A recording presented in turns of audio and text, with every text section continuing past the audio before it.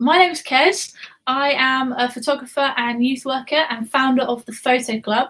I'm here today to talk to you about the activity pack that we've released as part of Fringe Feb, along with One Chippenham and Boroughlands.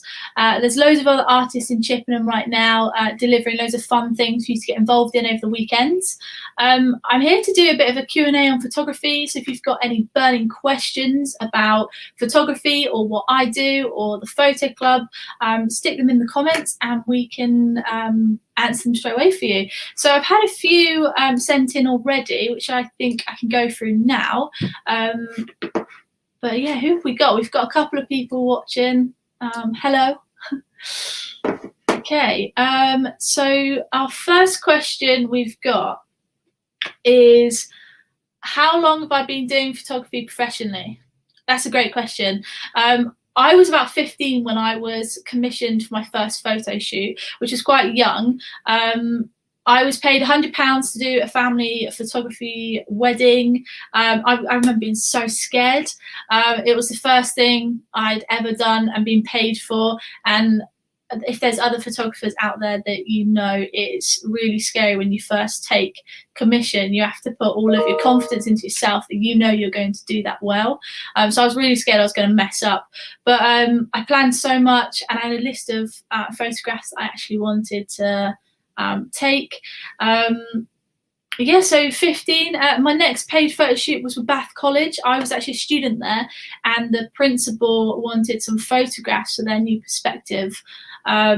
We had to enter this competition to see, with all the other photographers in the college, to see who could get the deal, and I actually came out on top and bagged myself a £200 cheque for 25 photographs, which actually took me 6 weeks to complete, and a lot of time and effort put into these 25 photographs, and at the time was absolutely amazing. So yeah, I've been doing it for quite a long time now. Oh, I can see a comment in here from Kate. How did you get into all of the photography stuff? Oh, good question. We've actually got that.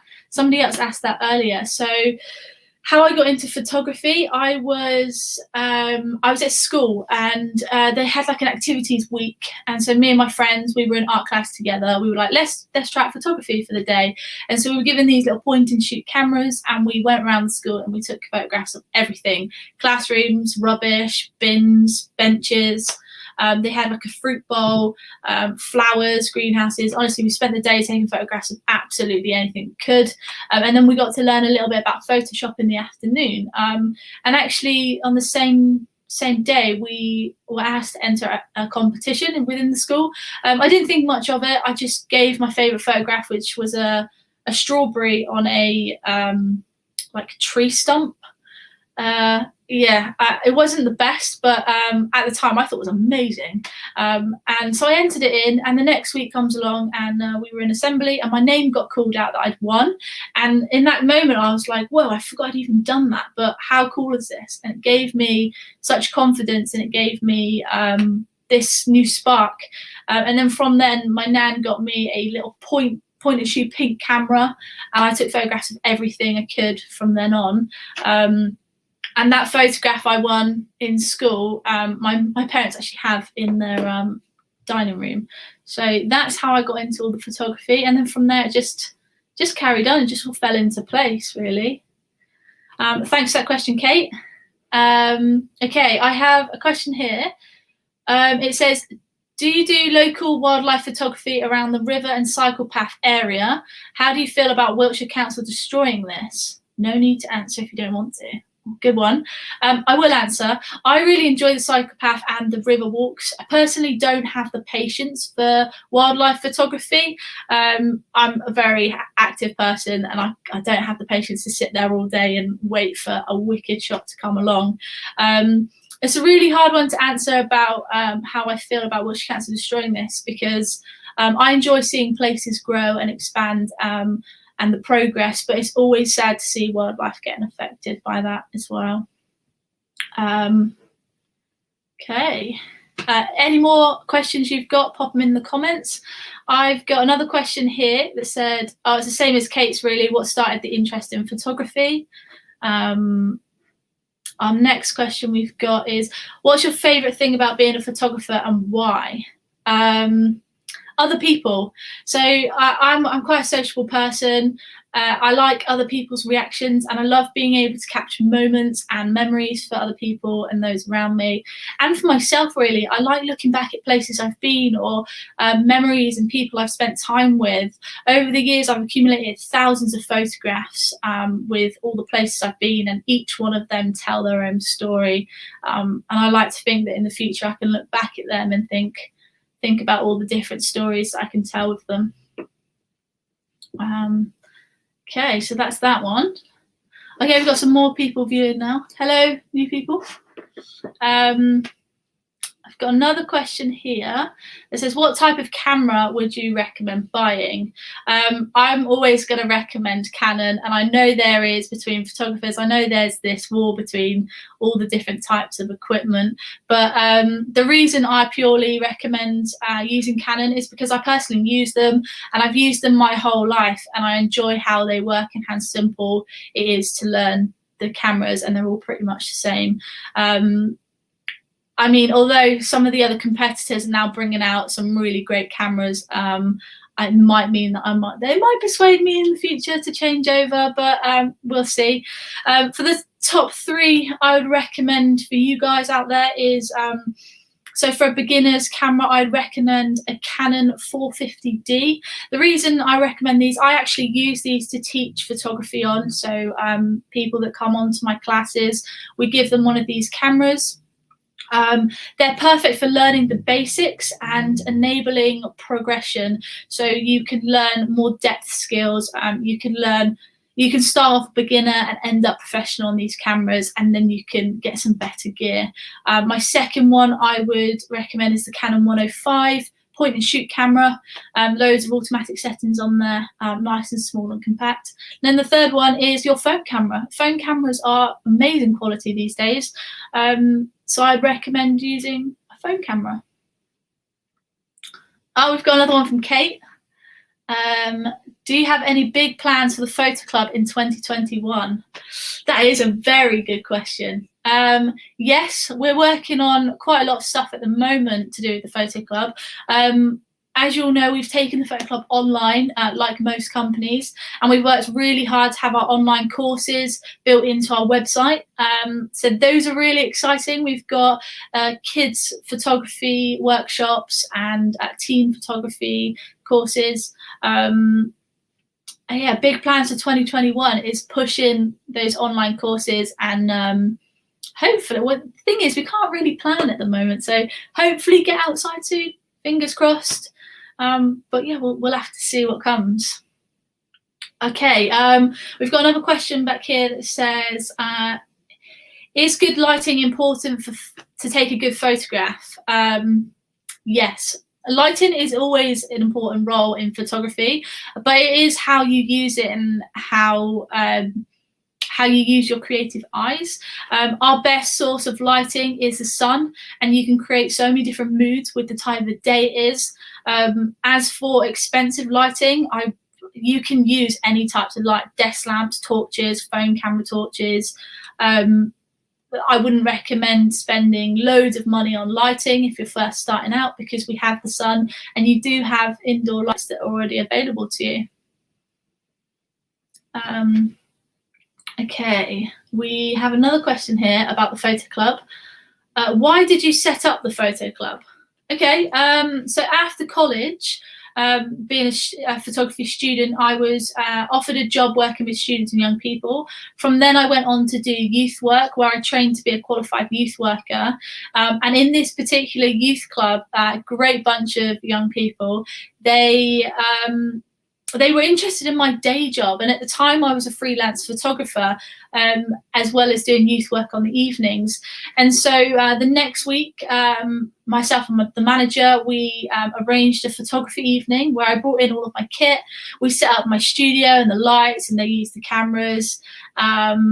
It was a lot of fun, and they got to use all the equipment. They got really engaged in it. And so from then on, other youth clubs started asking about it, and we did a 6-week project with them. They actually helped design it, so they told me what they wanted to learn, and we did it together. And yeah, from then on, I was unfortunately made redundant as a youth worker, and from then on, I was inspired to set up the photo club, where I go out and teach young people, use my youth work skills and photography skills to engage them. Okay, got another question from Jasmine. Is there a dream photo? Okay, I like this one. Is there a photo that you dream of capturing, like a bucket shot? Yes. And I still haven't found it. I've got to find the place first. Thanks, Jasmine, for your comment. It's so the dream shot for me, I've had it for years, and it's of a single tree in all the seasons. I want to stand in the same place and photograph a tree. I've been wanting to do this since I was a student, and I was doing some research and I saw a photographer do it, and I thought it was insane. I thought it was really cool, but I just haven't found the right place. I want a tree with a field, nice landscape, nothing else in the way or around. So that's my bucket shot, and hopefully I'll get it soon, whenever we can get out and search for new places. Okay, we've got one here that says, I have a problem with my hands and can only use small cameras. What would you suggest as a way to improve with a large camera and without a variety of lenses? Okay, so in the Fun Family Photography Pack that we've sent out and you can download from One Chippenham website, in there's some tips and techniques that will help you improve your photography. There's also some activities where you can practice your photography without using any expensive equipment or long lenses or anything too heavy. I would suggest for you to improve your photography skills is to get creative with lighting. We spoke about earlier how the sun is a really good way of lighting and maybe setting mood. You can focus on shapes, color, angles. Think outside the box about how you want to move around to create your photograph. And also look at what settings your camera has. So sometimes cameras have inbuilt settings such as black and white and maybe portraits. Maybe go outside your comfort zone and use some of these techniques and settings to improve your skills. Okay, got any more comments? I've got one here that says, do you need expensive equipment to be a good photographer? And never. Nope. This is something I promote in all of my courses. You don't need expensive equipment to be a great photographer. As long as you have access to a device, it might not be yours, but you could borrow one, then your creative eye and your passion will take the lead. You don't need to be buying expensive stuff. Use whatever you can get hold of, whatever you've got at home. Even like phones are great, whether you can borrow a phone off somebody or a camera off somebody. Use your eyes and everything will fall into place after. Oh, hi, Carly. Carly's asked, what's your favourite photo that you've captured and why? My favourite photo? That's a really good one because I have thousands and thousands of photographs.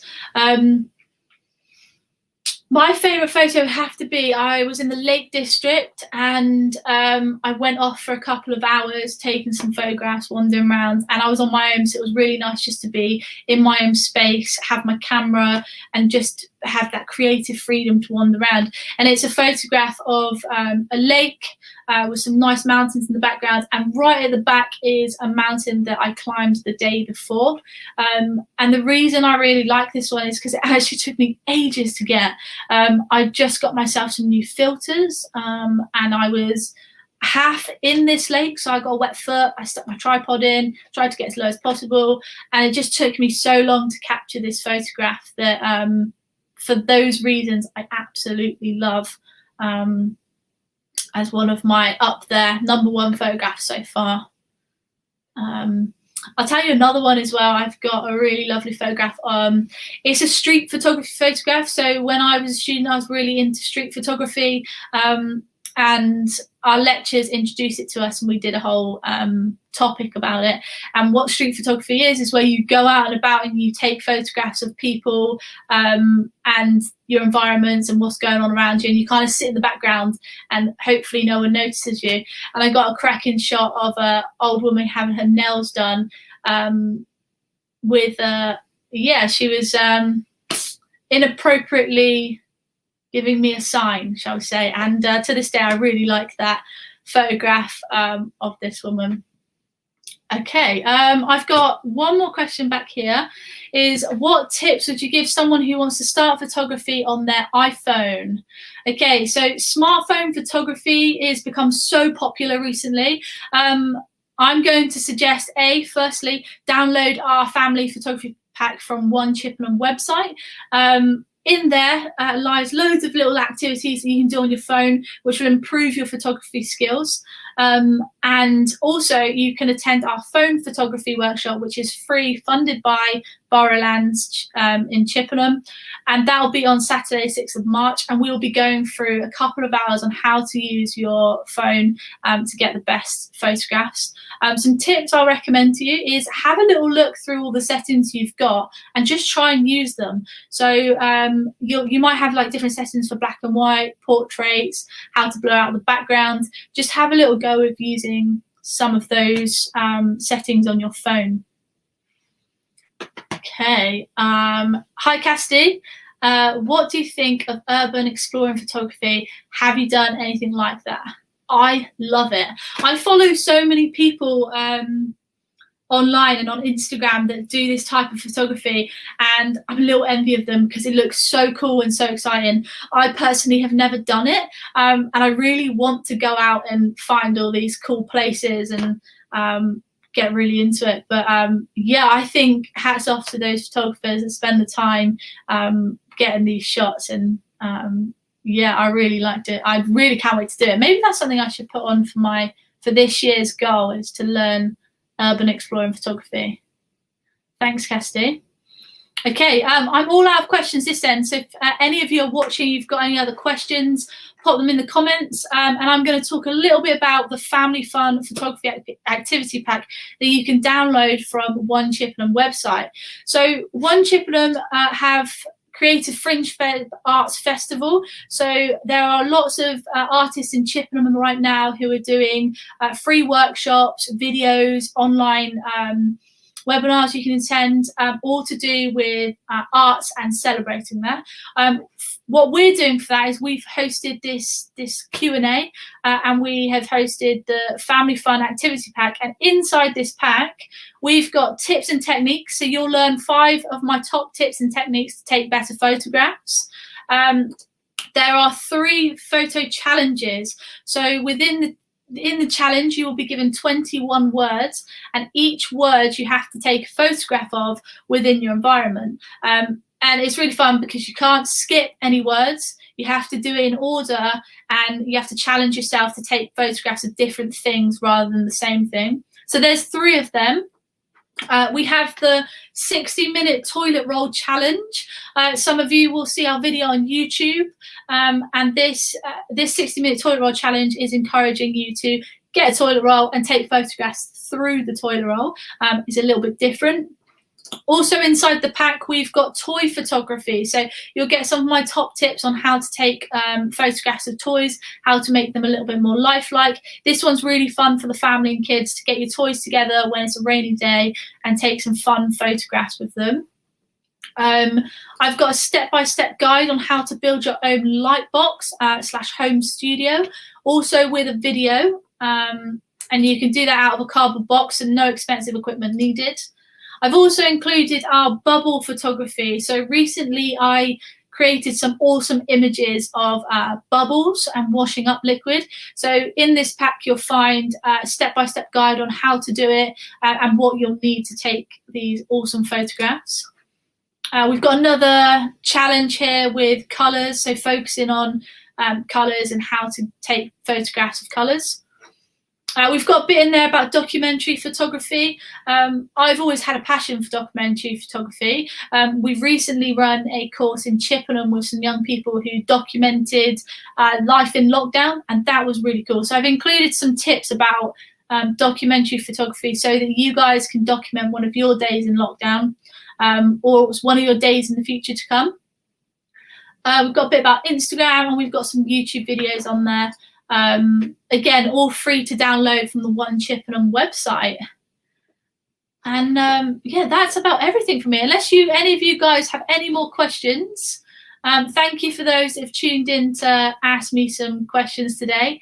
And hopefully you'll enjoy our photography activity pack, and maybe we'll see you at one of our upcoming workshops next weekend. Okay. I'll give you a few more minutes to see if anyone comes up with any more questions, and then I'm gonna go.